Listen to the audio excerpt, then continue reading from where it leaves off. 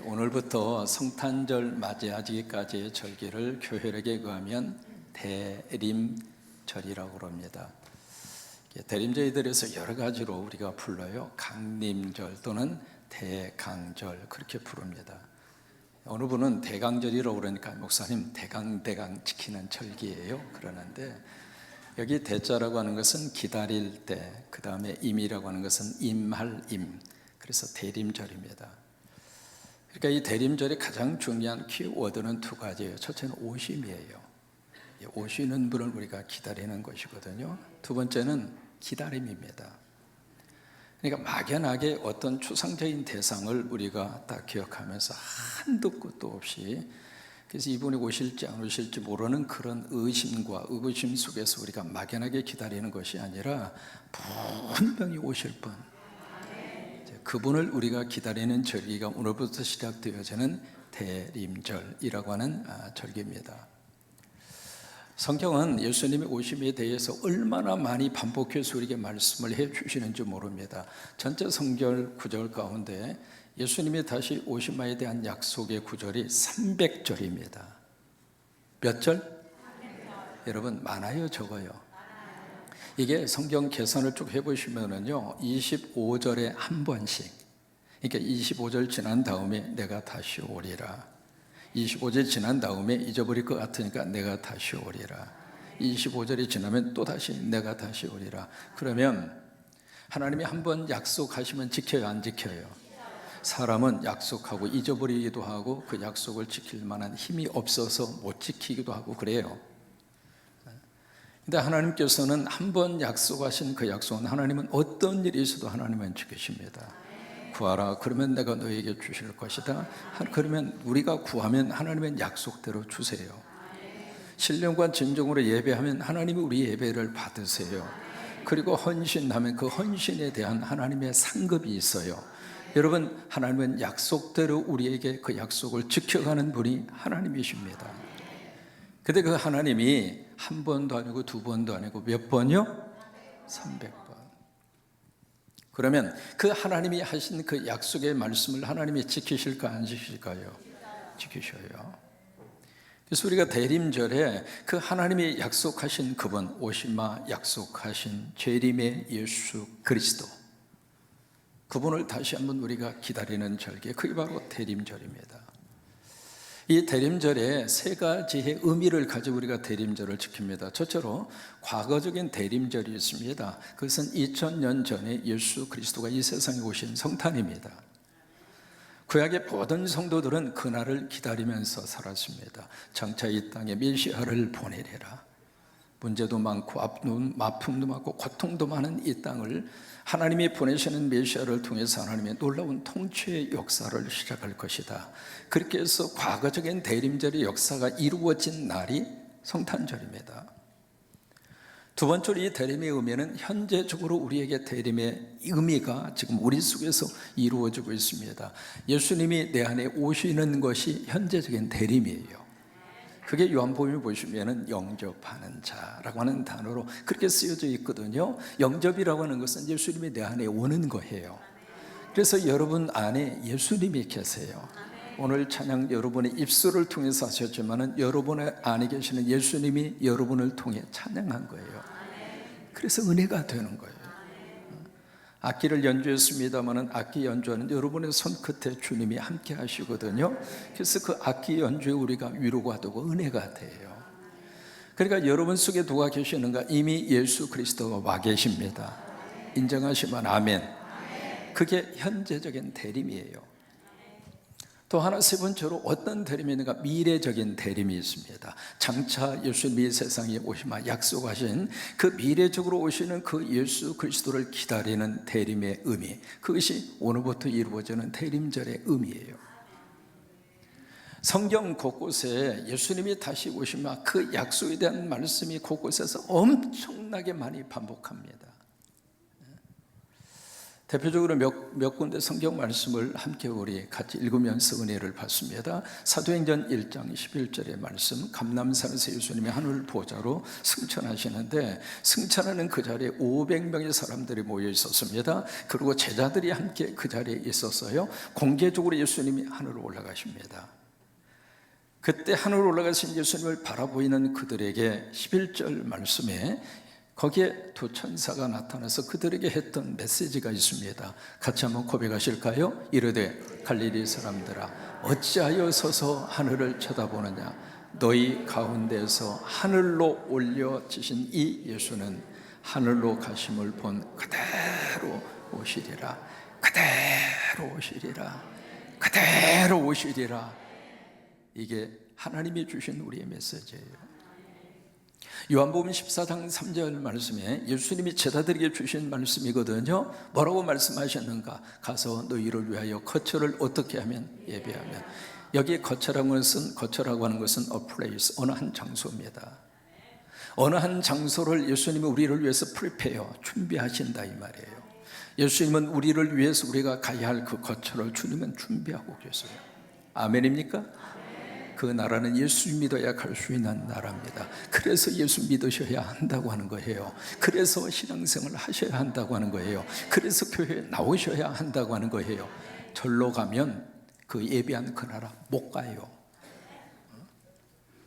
그러니까 예수님이 가셔서 승천하셔서 뭘 하고 계시는가? 가만히 계시는 것이 아니라 승천하셔서 예수님이 거기 가셔서 우리가 거할 거처 어느 한 장소를 준비하신다 이 말이에요. 그래서 준비가 완료가 되면 그 다음에 내가 어떻게 하신다고요? 다시 오겠다. 예수님이 다시 이 세상에 오십니다. 내가 다시 와서 너희를 내게로 영접하여 나 있는 곳에 너희도 있게 하리라. 예수님은 다시 오십니다. 히브리서 10장 37절 말씀 조금 더 긴박적으로 이렇게 말씀을 하십니다. 잠시 잠깐 후면. 여러분 잠시 잠깐이라고 하는 것을 우리가 표현할 때 눈 깜빡할 사이에 지금 눈 한번 깜빡여 보세요. 1분 걸렸죠? 몇 초나 걸렸을까요? 우리가 의식하고 눈을 깜빡이는 사람은 없어요. 그래서 그 부분을 just a little while 이라고 하는 단어를 쓰고 있어요. 영어 단어로. 아주 작은 시간인데 그 중에서도 just a little while, 지극히 짧은 시간. 우리가 봤을 때는 먼 미래의 일처럼 생각하고 우리가 막연하게 그렇게 우리가 생각하고 살고 있습니다만은, 그러나 하나님의 영혼의 관점에서 들여다보면 예수 그리스도의 재림과 이 땅의 종말은 순식간에 온다 이 말이에요. 그래서 잠시 잠깐이라고 그런 거예요. 잠시 잠깐 오면 오실 이가 오시리라. 우리는 이 사실을 믿습니다. 오실 그분이 분명히 이 세상에 오실 것입니다. 그러면서 다시 한번 우리에게 확인하고 있습니다. 지체하지 아니하리라. 계시록 22장에 보시면은 이게 성경의 가장 마지막 페이지잖아요. 22장 마지막 페이지에서 3번 강조한 내용이 나옵니다. 3번 강조한 내용이 뭔가? 진실로 내가 속히 오리라. 진실로 내가 속히 오리라. 진실로 내가 속히 오리라. 3번이나 강조해서 그 말씀을 하시고 성경의 마지막 요한계시록이 끝납니다. 끝나기 전에 마지막 계시록의 끝절의 앞부분입니다. 20절. 성경은 21절로 끝나잖아요. 20절에 다시 한번 그들에게 확인을 시켜주면서 그렇게 말씀을 하십니다. 같이 고백합니다. 이것들을 증언하신 이가 이르시되. 자 보세요. 이것들을 증언하신 분이 누구인가? 예수님이죠. 계시록 1장에서 21장까지 누가 요한에게 그 사실을 알려주었는가? 예수님이에요. 하나님 나라에 대한 모습, 이 땅의 마지막에 일어나게 될 여러 가지 이 세상에서의 종말의 현상들, 그 모든 모습들을 누가 가르쳐 주었는가? 요한이 생각해낸 게 아닙니다. 요한이 지어낸 게 아닙니다. 예수님이 가르쳐 준 거예요. 예수님이 보여준 거예요. 그래서 이것들을 증언하신 그분, 다시 말해 예수 그리스도가 말씀을 하십니다. 내가 진실로 속히 오리라. 여러분, 이 예수님의 약속이 이루어질까요? 이루어지지 않을까요? 여러분 믿으시면 아멘. 이것이 종말과 재림에 대한 신앙입니다. 이 두 가지는요 함께 가요. 이 땅의 종말은 예수 그리스도의 재림이고 예수님의 재림은 곧 이 땅의 종말입니다. 근데 이것에 대해서 우리가 잘못된 신앙 두 가지가 있습니다. 이 예수님의 재림과 종말적인 것은 현재적인 사건이면서 또한 미래적인 사건이에요. 개인적인 삶의 여건을 우리가 들여다보면 우리는 매일매일 살아가고 있습니다만은 미안합니다. 아닙니다. 사실입니다. 죽음을 향하여 가까이 갈까요? 죽음에서 멀어질까요? 그럼 개인의 삶에 있어서 종말이 가까워집니까? 아니면 종말이 자꾸 뒤로 미루어집니까? 길거리 가로수에 나뭇잎이 다 떨어졌습니다. 그 파랗고 융성하던 무성하던 나무 이파리가 다 땅에 들어서 뒹굴고 있습니다. 나뭇잎만 그럴까요? 내 남은 인생의 날수가 과연 얼마일까? 우리는 모르고 살지만 그러나 우리는 분명히 하나 알고 있습니다. 나무집에 떨어지는 계절이 있는 것처럼 우리 인생도 언젠가는 이 땅에서 떨어져야 하는 순간이 있다고 하는 것을. 그래야 이 종말에 대한 문제에 대해서 미래적인 사건이면서도 사실은 현재적인 사건이에요. 이 종말론과 재림신앙도 마찬가지입니다. 이 두 가지의 성격을 같이 붙들고 있어야 정상적인 성서적인 종말신앙과 재림신앙이에요. 그런데 잘못된 재림과 종말신앙은 어떤 생각인가? 이게요 너무 미래 쪽만 생각하는 거예요. 그래서 그 종말에 대해서 너무 거기에 치우쳐서 예수님 곧 오시고 종말이 오는데 뭐 지금 이렇게 열심히 살아서 뭐 하냐고. 학생들 같으면 공부하라고 그러니까 종말이 곧 오는데 공부해서 뭐 하냐고. 사업을 하시는 분은 사업을 열심히 하는 것이 사실은 그것이 선교이고 그것이 사명이에요. 학생이 공부 열심히 하는 것이 사명이고 선교인 것처럼, 근데 그 일에 열심히 헌신하고 충성하고 최선을 다해야 되는데 곧 종말이 올 터인데 예수님 오시는데 그래서 뭐 하냐고. 그 대표적인 케이스의 사람이 성경에 나와요. 누구냐면 데살로니가 교회 교인들이에요. 종말신앙을 갖기는 가졌는데 이 종말신앙에 대한 미래적인 그 사건을 너무 그쪽으로만 치우쳐서 현실을 부정하고 사는 거예요. 그러니까 일도 안 하고 일만 만들고 다니고 있으니까 거기에 성령께서 바울을 통해서 뭐라고 말씀을 하세요? 일하기 싫으면 먹지도 마. 여러분, 먹지도 말라는 게 뭐예요? 좀 극단적 표현입니다. 일하기 싫으면 지구를 떠나라 그 말이에요. 얼마나 골치 아프게 그랬으면 그런 말을 했겠어요. 두 번째로 이 재림신과 종말신앙에 대해서 잘못된 신앙이 있습니다. 바로 그게 뭐냐면 미래적으로 나타나는 이 종말과 재림신앙에 대해서 완전히 거부하는 거예요.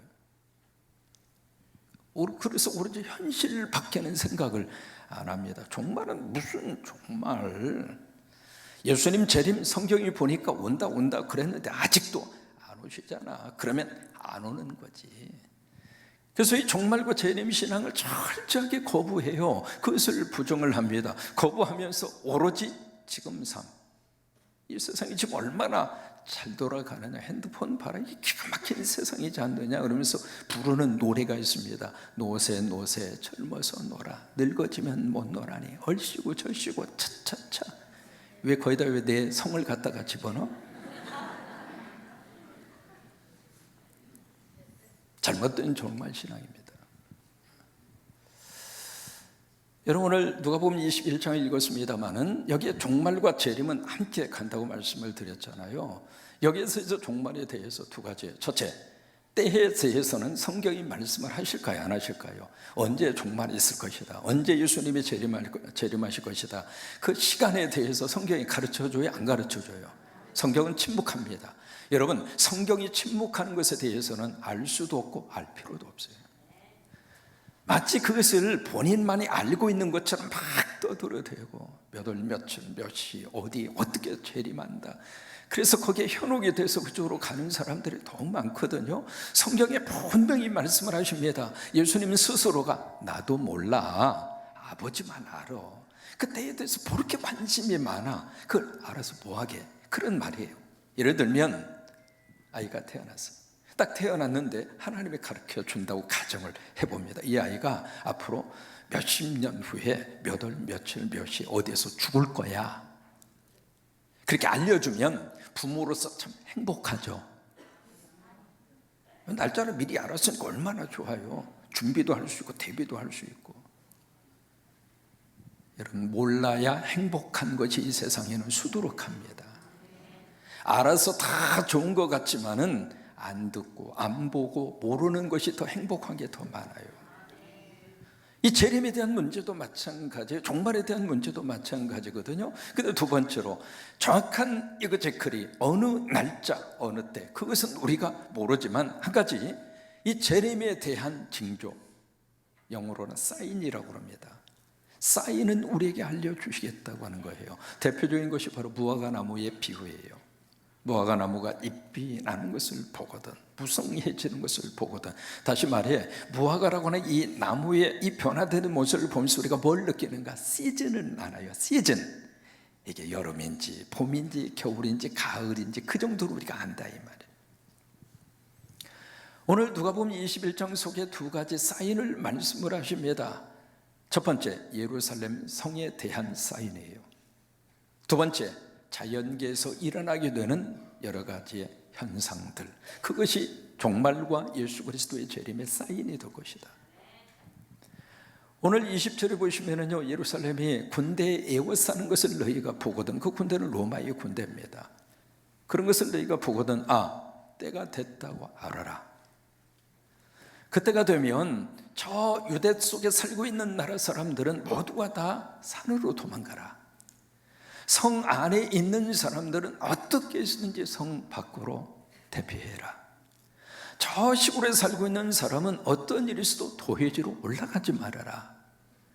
여러분, 이게요, 일반적인 전쟁 상황에서의 대피 요령하고는 조금 차이가 있습니다. 왜? 성경이 기록된 대로 바로 그 날은 징벌의 날이기 때문이다. 하나님이 심판하셔서 예루살렘과 예루살렘 성을 멸망시킬 날이기 때문에 도망가라 이 말이에요. 그 날이 너무 고통스러운 날이어서 그때가 되면 여기에 아이를 임신한 임신부, 아니면 갓난아기를 젖을 먹이는 어머니들에게 있어서는 너무 힘든 시간이 될 것이다. 왜 그래요? 피신하는데 힘들잖아요. 도망가는데 너무 힘들잖아요. 그래서 그런 거예요. 그러면서 그때에 무슨 일이 일어나게 될 것인가? 거기에 많은 예루살렘 사람 가운데 칼로 죽임을 당하는 사람들이 많을 것이며, 요세푸스라고 하는 역사학자가 있습니다. 1세기의 유대 역사를 기록한 역사학자입니다. 그 사람이 예루살렘 전쟁 AD 70년에 있었던 로마의 장군 티투스에 의한 예루살렘 멸망사를 그가 역사적으로 기록합니다. 그때 예루살렘에서 죽은 사람의 숫자를 요세푸스는 110만 명이라고 기록했습니다. 좀 과장된 숫자입니다. 왜냐하면 예루살렘에 그만한 인구가 살지를 않았습니다. 아무튼 엄청나게 많은 사람들이 떼죽음을 당했습니다. 포로로 잡혀가게 될 것이다. 9만 7천 명이 포로로 잡혀갑니다. 그래서 예루살렘과 예루살렘 성과 이 이스라엘 땅을 이방인들이 통치하게 될 것이다. 언제까지? 이방인의 숫자가 찰 때까지. 이것이 바로 첫 번째로 그들에게 알려주신 예수님의 재림과 종말에 대한 징조예요. 그 다음에 두 번째 25절을 보시면 여기에 이제 1월 성신입니다. 해와 달과 별이죠. 거기에서 너희들이 징조를 보게 될 것이다. 바람과 바다와 파도의 현상을 통해서 너희들의 징조를 보게 될 것이다. 마지막은 이 우주의 전체의 이 본체 자체가 흔들리게 될 것이다. 쉐이크라고 하는 말을 썼습니다. 우주 전체가 완전히 흔들리게 될 것이다. 사람들이 이런 현상을 딱 보는 순간 앞으로 무슨 일이 일어날 것인가라고 하는 것을 기억하고 불안과 공포로 기절하게 될 것이다. 여러분, 이런 이야기 들으면 어떤 생각이 들으세요? 1980년도에 나온 책이 있습니다. 1999년 지구 멸망의 날, 최후의 날 해서 1980년도에 책이 나왔습니다. 프랑스 유명한 예언자 노스트라무스라고 하는 사람이 1999년 7월 달에 지구는 끝장난다고 예언을 했어요. 그래서 이제 거기에 기초해서 그 책이 나온 겁니다. 1980년도에 그 책을 읽는 사람마다 전부 다 불안에 떨었습니다. 앞으로 가면 갈수록 그런 책들이 많이 나올까요? 안 나올까요? 가면 갈수록 더 많이 나옵니다. 이게 이 현상들이 지금 누가복음에만 이렇게 기록이 되어 있습니다만은 마태 24장을 가서 읽어보시거나 마가복음 13장에 가서 여러분들이 읽어보시거나 지금 우리가 지금 매일 뉴스로 접하고 있는 그런 일들이 지금 우리가 살고 있는 이 시대 속에서 지금 일어나고 있습니다. 우연일까요? 아무 의미성이 없이 지나가는 해퍼닝일까요? 역사는 하나님의 손에 있습니다. 그래서 이 징조에 대한 말씀을 하시면서 오늘 이 포인트가 바로 그거예요. 27절입니다. 이 말씀을 주시기 위해서 이 징조에 대한 말씀을 하시고 있는 것이거든요. 27절에 같이 읽겠습니다. 그때 사람들이 인자가 구름을 타고 능력과 큰 영광으로 오는 것을 보리라. 그때가 어느 때일까? 앞에서 말씀드린 그런 징조예요. 두 가지 징조만 말씀을 드렸습니다마는 복음서 안에 종말과 예수 그리스도의 재림에 대한 여러 가지 사인들이 쭉 기록이 되어 있어요. 디모데 후서에 가서 보시면 종말 때에 나타나게 되는 사회적인 현상까지 쭉 성경이 기록하고 있습니다. 여러분, 성경 속에 이 땅과 그리고 미래의 지구의 마지막 모습이 성경에 기록이 되어 있습니다. 바로 그런 일들이 일어날 때에 어떤 역사가 나타나게 되는가? 사람들이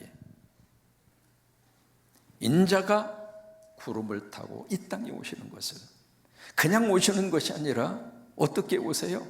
능력과 큰 영광으로 오는 것을, 중요한 포인트가 그 다음 단어예요. 보리라. 누가 봐요? 예, 사람들이 본다고 그랬어요. 사람들이.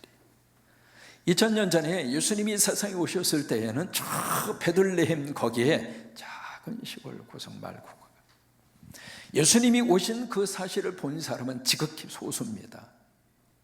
밤새도록 양을 치던 그 들녘에 있었던 목자 몇 사람, 동방에서 별을 보고 찾아왔던 동방 박사 몇 사람이죠? 딱 3사람. 초림으로 오시는 예수 그리스도에 대해서는 철저히 감추어져 있었습니다. 비밀스럽고 신비로웠습니다. 그리고 거의 대부분의 사람들은 보지를 못했고 몰랐습니다. 그런데 중요한 것은 다시 이 땅에 오시는 예수 그리스도는 그렇게 비밀스럽게 오시는 분이 아닙니다. 그래서 지극히 몇 사람 소수에게만 알려진 사건으로 재림의 사건이 일어나지 않습니다. 공개적입니다. 사람들이 보리라. 여러분들이 보게 되실 것입니다. 성광교회 교인들이 보게 될 것입니다. 우리 자녀들이 이 땅에 다시 오시는 예수님을 보게 될 것입니다. 우리만 보는 것이 아니라 예수 안 믿는 사람들도 보게 될 것입니다. 보고 싶어서 보는 것이 아니라 안 볼 수 없도록 다시 오시는 예수 그리스도는 만천하 모든 인류가 볼 수 있도록. 그래서 여러분, 나만 볼 수 있다고 생각하는 사람이 있으면 절대 넘어가지 마세요. 완전히 그 사람들은 영적인 또라이입니다. 절대 그런 일이 있을 수 없어요. 아멘입니까? 자, 28절입니다. 같이 읽겠습니다. 이런 일이 되기를 시작하거든. 자, 보실까요? 이런 일이 되기를 시작하거든. 자, 질문합니다. 지금 이 세상의 종말과 예수 그리스도의 재림에 대한 역사들이 시작이 됐습니까? 아니면 아직도 시작이 안 됐습니까? 여러분, 시작이 됐다고 인정하십니까? 우리 어린 시절하고 지금하고 이 세상이 돌아가는 모습을 볼까요? 전 세계 지금 여러 가지 많은 사건과 일들이 시도 때도 없이 지금 엄청난 사건들이 벌어지고 있는데 그 사건 모두가 다 이 땅의 종말과 예수 그리스도의 재림의 사건과 무관한가요? 이스라엘과 팔레스타인의 전쟁 어떻게 해석할 겁니까? 어떻게 해결할 것입니까? 우리가 성경의 관점에서 이 세상이 돌아가는 모습을 보면 여기 28절에 있는 말씀대로 이런 일이 되기를 시작하거든. 이미 시작이 됐고 많이 진행이 됐구나. 그래서 우리가 부정할 수가 없어요. 그럼 어떻게 할 것인가? 두 가지를 말씀을 하십니다. 첫째로 일어나라. 여러분 이제 영적으로 일어나셨으면 좋겠습니다. 이제 우리가 게으름을 피울 시간이 없습니다. 이제 우리가 영적으로 깨어 있어야 될 시간입니다. 더 많이 기도하시고 더 많이 예수 그리스도의 오심을 사모하시고 매일 일상의 삶을 우리가 충실하게 살아가면서 또 하나 영적으로 앉아있는 상태에서 되면 되겠지, 그런 자세, 그런 마음 가지고는 안 돼요. 일어나셔야 돼요. 일어나셔야 돼요. 긴장감을 가지고 언제든지 주님이 오시더라도 환영할 수 있을 정도로. 주님이 딱 오셨는데 주님 기다리세요, 제가 준비가 안 됐으니까 조금 기다리세요. 주님이 오시는데 이제 좀 먹고 살만한데 주님 벌써 오시면 어떻게 됩니까? 50년 후에 오세요. 여러분 그게 타협이 됩니까? 두 번째로 고개를 들라. 고개를 들라 이 말은 lift up your head, 머리를 들라 이 말이에요. 우리가 지금 계속 시선과 머리가 땅만 보고 있잖아요. 이 세상만 보면서 덜 살고 있는데, 그런 우리들에게 종말과 예수 그리스도의 재림이 다가왔을 때 우리가 할 것은 하늘만 보고 이 땅만 보고 사는 인생에서 오시는 예수 그리스도를 보라고 하는 거예요. 왜 그럴까요?